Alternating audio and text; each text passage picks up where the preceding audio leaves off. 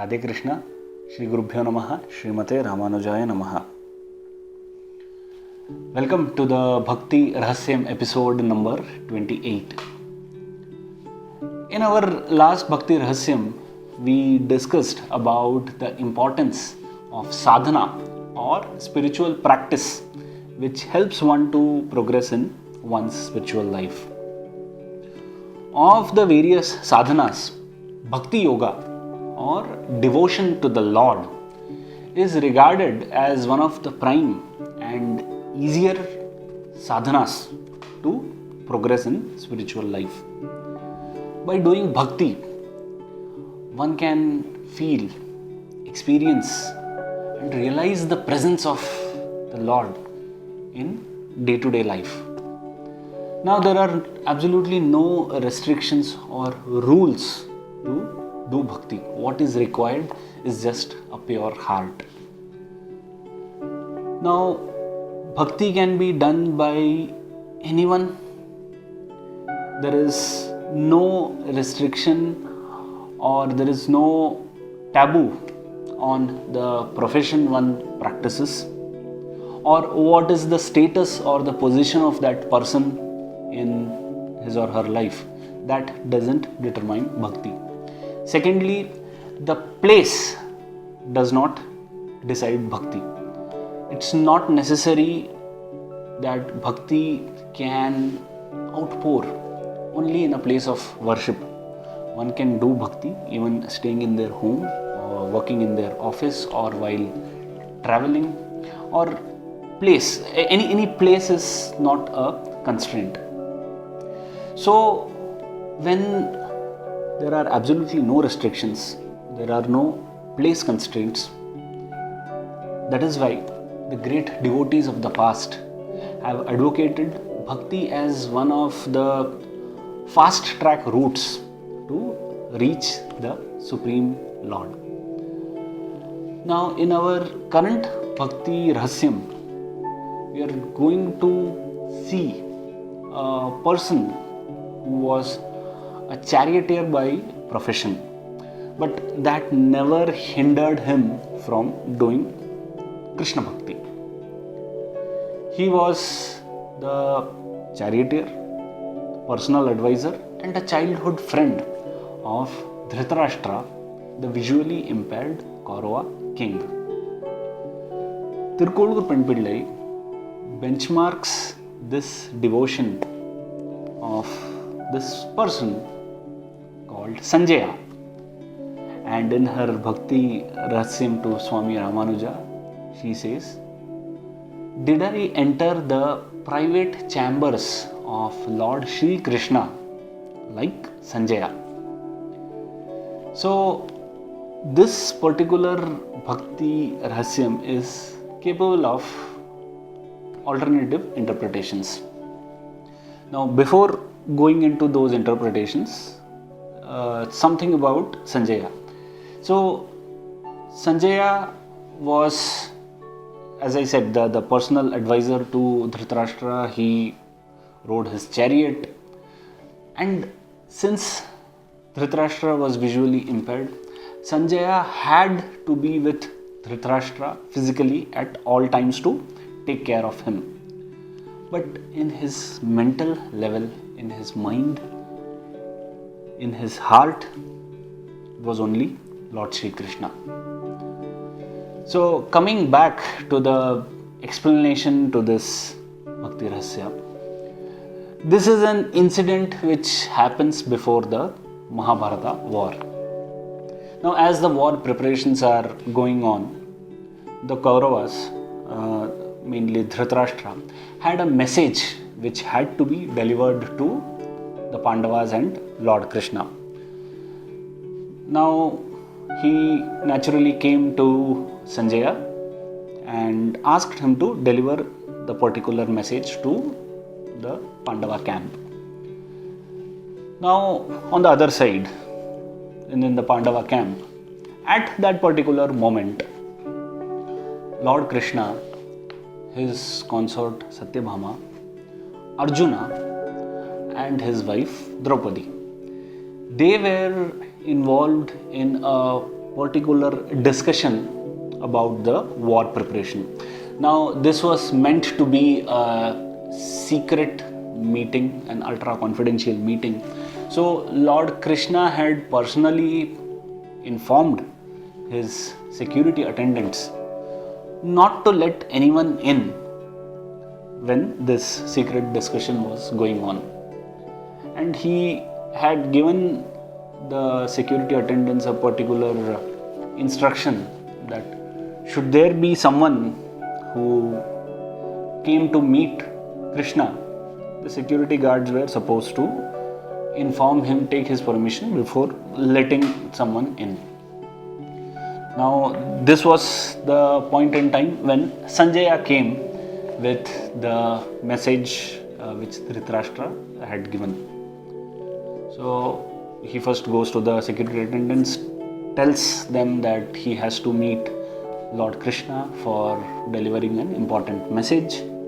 Now, when the guards came and told Lord Krishna, he did not hesitate at all. He said, "Let Sanjaya come in." So, the point here is they were having a secret discussion, and though it was the discussion about the war preparations, yet it was an informal, casual, friendly discussion which was going on amongst those four people, Krishna, Satyabhama, Arjuna and Draupadi.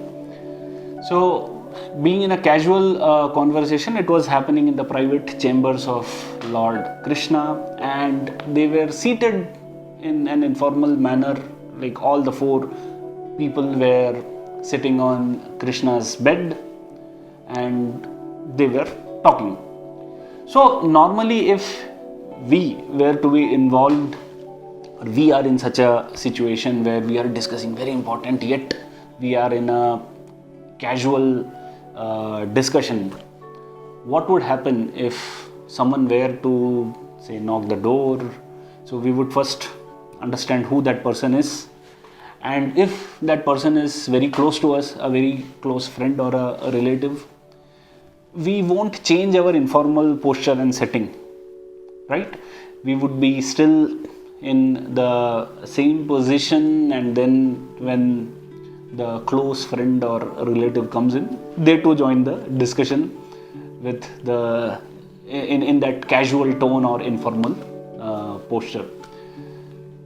So if there is someone who is, say, a stranger or someone not very close to us, we would take care to alter the tone, we would alter the settings of the meeting, and then we would be more formal in our approach when we are talking to that person. Now, the same thing happened when Sanjaya came in to the private chambers of Lord Krishna.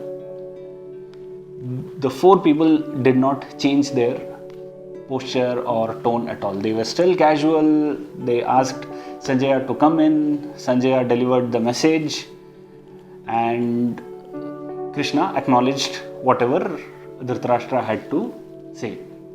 So the point here is, if Sanjaya could enter in the midst of such a confidential discussion, even though being from the opposite camp, and Krishna and the gang not changing their casual setting, informal setting, this speaks volumes about Sanjaya's bhakti towards Lord Krishna and the trust and love which Krishna had for Sanjaya.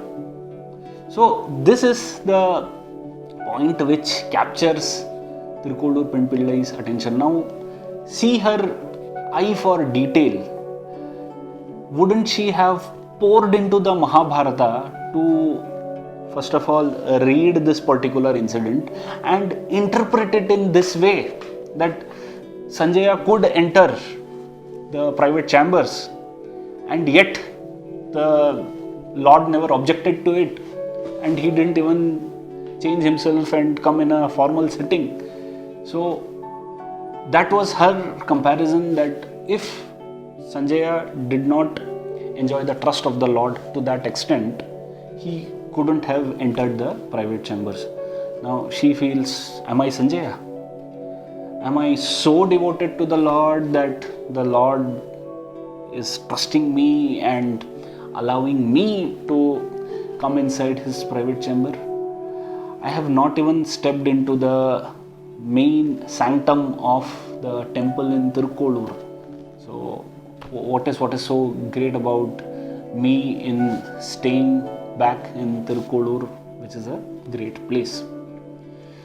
The second explanation to this is, now when the war was supposed to just begin, sage Vedavyasa, he came to Dhritarashtra and he said that he had special powers by which he could bestow a Divya Drishti or a divine vision to Dhritarashtra, by which Dhritarashtra could witness the happenings in the battlefield while being in the same position in his palace.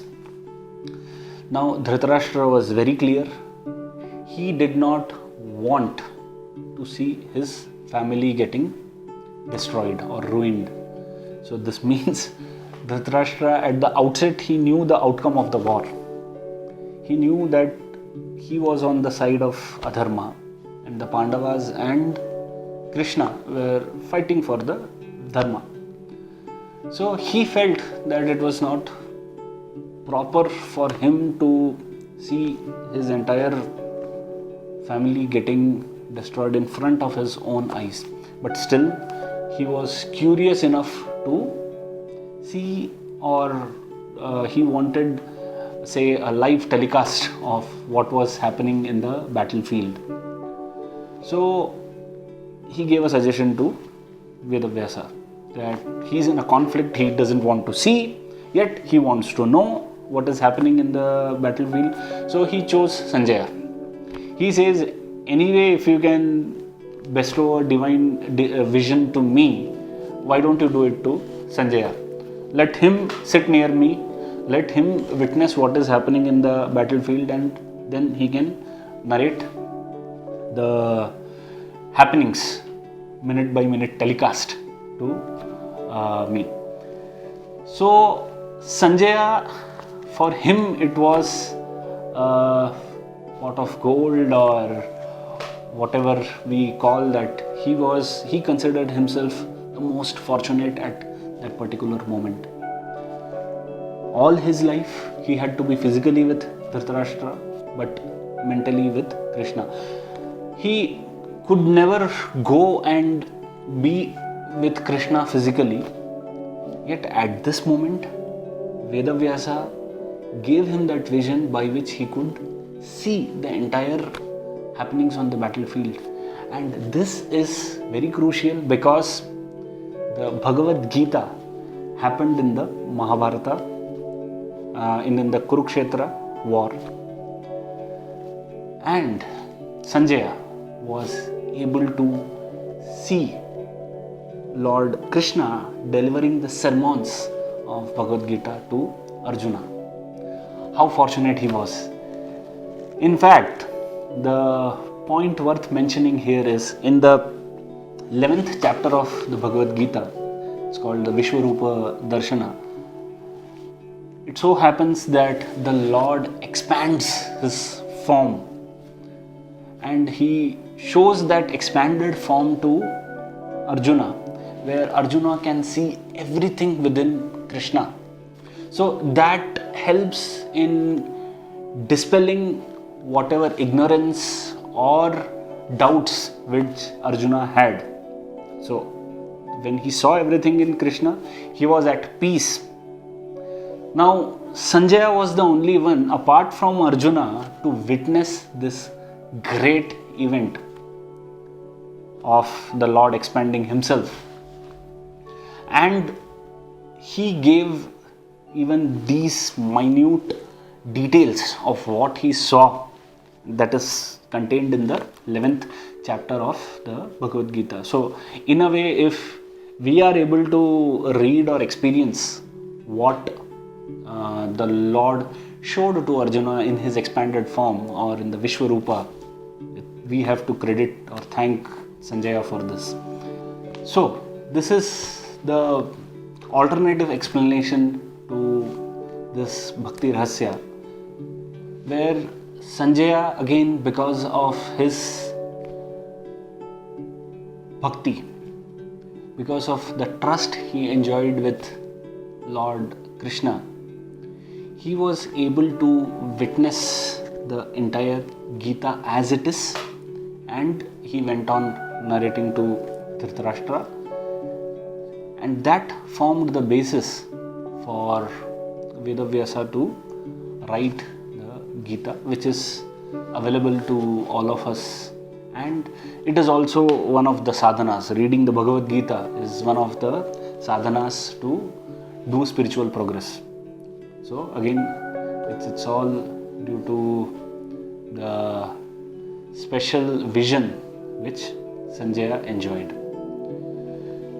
So this also can be interpreted as did I get or could I enter the private chambers? So here the private chambers, instead of the setting where Sanjaya actually enters into the private chambers of Lord Krishna, it can be construed as he getting that special vision to witness the entire Mahabharata war and the Bhagavad Gita.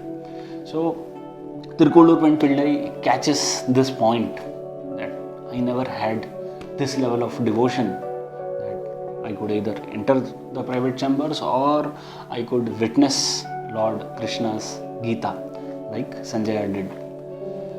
Now the key message for us or messages are twofold. One is Sanjaya, being a charioteer, his profession never interfered with his bhakti, and even the Lord did not discriminate. So it was his pure devotion for Lord Krishna which enabled him to realize the Lord and witness the Lord in such a form. So here one of the things to consider is, or to think about is, no profession can be good or bad, high or low. Everyone's contributions are necessary to keep the society functioning. So it's time for us to start respecting everyone's professions, not discriminating against them, and let peace prevail by this attitude of each one of us. The second message here is, as I explained first, that Sanjaya was physically with Dhritarashtra and he could never go to Krishna, yet he had created that association with Krishna at a mental level. So this may look as an inconvenience, like in our day-to-day lives also, we may not be able to do our practice because of our, say, professional commitments. Yet at our mental level, we can always have that association with the Lord. Sanjaya did not complain about the circumstances. Oh, I have to be with Dhritarashtra. He is maybe a difficult boss to deal with. He never complained. So it is for us to try to think or ponder whether we should be complaining about our difficult circumstances, or should we try to keep up that association with the Lord in some way or the other, according to whatever practice we can do, whatever sadhana we can do, and go on carrying our duties.